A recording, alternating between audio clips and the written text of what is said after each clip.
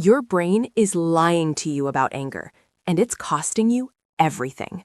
Someone cuts you off in traffic, your heart races, your jaw clenches, you imagine following them home just to, yell at their bumper sticker?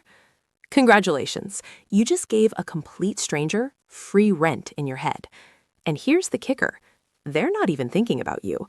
They're probably singing along to Taylor Swift, completely unbothered. Meanwhile, you're writing a TED Talk in your mind about road etiquette. Who really lost here?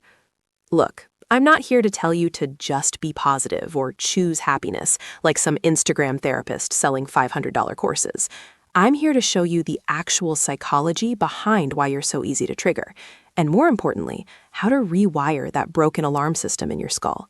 Because right now, you're basically walking around with a car alarm that goes off when a leaf touches it. Let's fix that. Part 1. Your brain is a paranoid bodyguard. Your amygdala, that almond-shaped drama queen in your brain, was designed 200,000 years ago when getting rejected from the tribe meant becoming saber-toothed tiger lunch. So yeah, it makes sense that your ancestors freaked out over social threats. But here's the problem. Your brain can't tell the difference between the tribe abandoned me to die and Karen from accounting didn't laugh at my joke. Both trigger the same fight or flight response. Your body floods with cortisol, your pupils dilate, your muscles tense. All because Karen has a bad sense of humor. And get this, studies show your body releases the same stress hormones from a perceived insult as it does from actual physical danger. Your immune system literally weakens, your digestion shuts down, and your brain burns through energy like you're running from a predator. Except you're just sitting in a Zoom meeting getting passive-aggressive comments. And here's what nobody tells you. That first spike of emotion?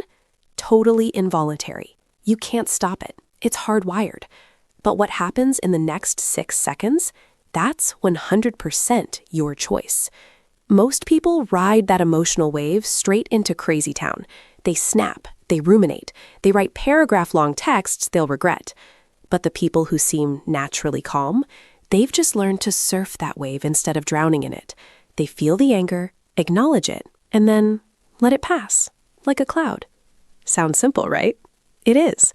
But simple doesn't mean easy. Neuroscientists call this the 90-second rule. Any emotion, if you don't feed it with thoughts, will naturally peak and fade within 90 seconds. That's it. A minute and a half between you and freedom. But most people spend 90 minutes, 90 days, or 90 years replaying the same emotional loop, wondering why they can't move on. Part 2. The main character syndrome trap. Here's a brutal truth. Most things aren't about you. That person who didn't text back, maybe their phone died. Maybe they're dealing with a family crisis. Maybe they're just bad at texting. But your brain, it immediately writes a Netflix drama. They hate me. I said something wrong. They're talking about me right now. Stop. You're not the main character in everyone's story. You're barely a side quest NPC in most people's lives. And that's actually liberating. Because if it's not about you, you don't have to carry it. Research shows that people think about you 60% less than you think they do. That awkward thing you said 3 years ago that keeps you up at night, they forgot it 3 minutes later. You're literally torturing yourself over a memory that only exists in your head. Psychologists call this personalization bias, the tendency to assume external events are directly related to you. It's why you think everyone's staring at that stain on your shirt, when in reality, they're worried about their own stains. People are walking around with their own anxiety, their own insecurities, their own mental chaos. When someone's rude to you, 90% of the time it's overflow from their own life. You just happen to be standing there. So why are you absorbing their emotional pollution? You wouldn't drink someone's backwash. Stop drinking their bad energy. Marie Kondo taught us to declutter our closets. Now let's declutter your reactions. Ask yourself this one question. Does this deserve my energy? Not every insult needs a comeback. Not every slight demands a confrontation. Not every single inconvenience requires a rant. You have a finite amount of emotional bandwidth. Think of it like a currency. Every time you rage at a slow driver, argue with a stranger online, or mentally replay a stupid conversation from 3 years ago, you're spending that currency. And for what? To prove a point to someone who completely forgot about you 10 seconds later? Here's the shift. Treat your peace like a VIP club. Not everyone gets access. Not every situation gets a reaction. When you stop responding to every single provocation, something magical starts to happen. You become boring to toxic people. See, drama thrives on engagement. If you take that away, it starves. The narcissist who used to know exactly how to push your buttons, they'll move on to find someone who still plays the game. The energy vampire who fed off your frustration, they'll have to find a new supply. And you will finally have space to breathe. Now, let's get into the deep mechanics of this, the Stoic superpower. Marcus Aurelius, the Roman emperor and part-time philosopher, put it perfectly. You have power over your mind, not outside events. Realize this, and you will find strength. The simple translation is this: you can't control what other people do, but you absolutely can control whether it ruins your day. This isn't about suppressing what you feel. It's about not being enslaved by it. Feel the anger, notice it, even name it. Oh, there's anger. Interesting. Then ask the most important question. What would the strongest version of me do right now? Spoiler alert, it's probably not sending that passive-aggressive email. This brings us to training. Mental toughness isn't a personality trait some people are born with. It's a skill. And just like any skill, you build it through practice. You have to start small. Let someone get in front of you in line without letting out a big sigh. Read a dumb comment online and resist the urge to reply. Just sit with discomfort for a moment instead of immediately reacting to it.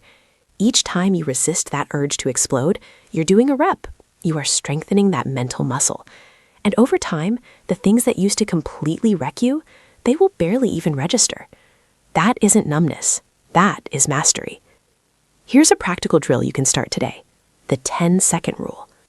When something triggers you, just count to 10 before you say or do anything.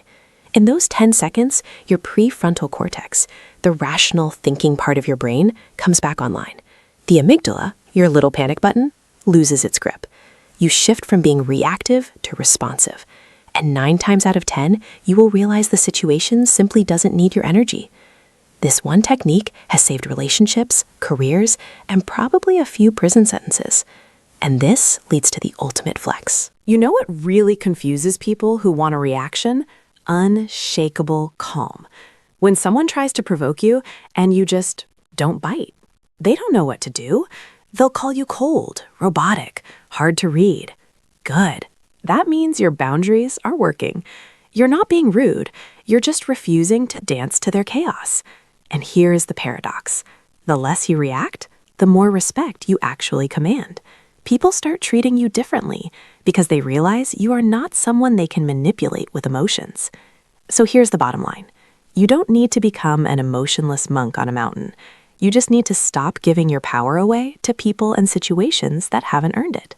Your peace is sacred, your energy is limited, and your mental real estate is far too valuable to let random people squat there rent-free.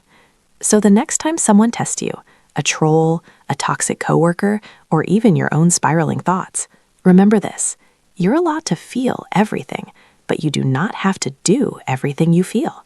Pause, breathe, protect your peace, and watch how quickly you become mentally untouchable. Now go reclaim your power.